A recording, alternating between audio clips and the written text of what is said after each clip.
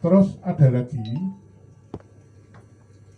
selain dari sudut pandang Hindu, di situ yang menarik ada satu candi yang bisa dipandang dari sudut pandang Cina. Di situ memang ada namanya Gedong Cino. Gedong Cino. Nah, jenengan pasti belum tahu ya bahwa di situ ada namanya candi atau Gedong Cino. Kalau tidak percaya tanya sama orang-orang sepuh di situ, misalnya mbah atau kakek atau siapa. Mbah, Gedong Cino itu mana? Pasti ditunjukkan salah satu tempat. Oh, teng mriko niko di sana.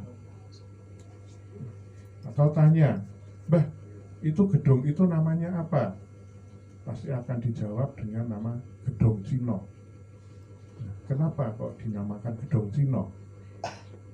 Nah, ini yang sering tidak terekspos ya.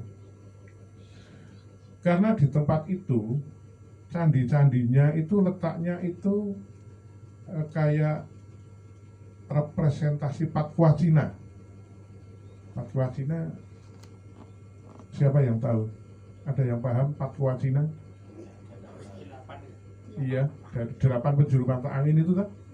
Nah, yang misalnya yang atas itu garis-garis simbol langit, yang bawah garis itu simbol bumi. Nah, yang seperti piring itu dan di tengah itu ada bentuk jinjang hitam putih, yang hitam ada titiknya putih, yang putih ada titiknya hitam. Nah, itulah Papua Cina. Dan di situ memang candi itu benar-benar bentuknya apa?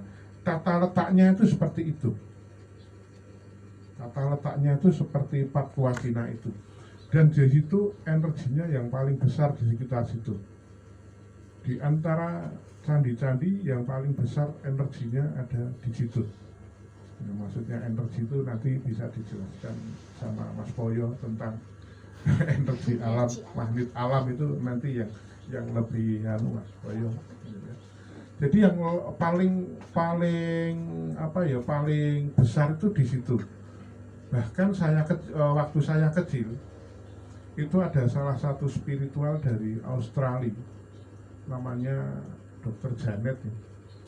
Jadi dari Bali ke Gedong Songo naik helikopter, turun di lapangan itu, di situ hanya duduk-duduk selama 2 jam itu untuk merefresh tubuhnya, hanya untuk merefresh tubuhnya itu. Jadi di situ menurut si Dokter Janet itu adalah bengkel alam. Bengkel alam. Jadi sebetulnya kalau di Gedong Songo itu tidak bisa 1 jam 2 jam. Kalau bisa ya naik katakanlah 1 hari penuh. Karena di situ sebagai bengkel alam, karena di situ memang udaranya itu paling bagus. Nah, karena orang-orang kita tidak percaya ya, nek sing ngomong kayak buli kayak percaya. Nek awake dhewe sing ngomong wis ora dipercaya. Janet the Navy. Janet the Navy. Bu Janet. Apa? Janet the Navy. Tadi Bu Janet. Iya. Iya. Itu waktu itu kalau dia ke Gedong Songo itu saya sering pas ada di situ. Jadi wah seneng anak kecil nonton helikopter medun gitu wah seneng gitu. Karena waktu itu ya masih desa banget lah kayak gitu. Nah, Dokter Janet itu sampai seperti itu. Jadi untuk merefresh tubuhnya itu dia nyampe di Gedong Songo. Nah, makanya sampai sekarang itu kalau yang tahu ya yang saya beritahu ya, kalau Gedong Songo ya nyantai. Kita belajar nyantai saja. Karena di situ secara otomatis tubuh kita akan merefresh sendiri. Nah, makanya kalau sekarang itu yang namanya identik dengan bioenergi. Bioenergi Gedong Songo itu paling apik. Nah, karena di situ terkumpul atau bersemayam dari 9 energi halus alam tadi. Kalau dari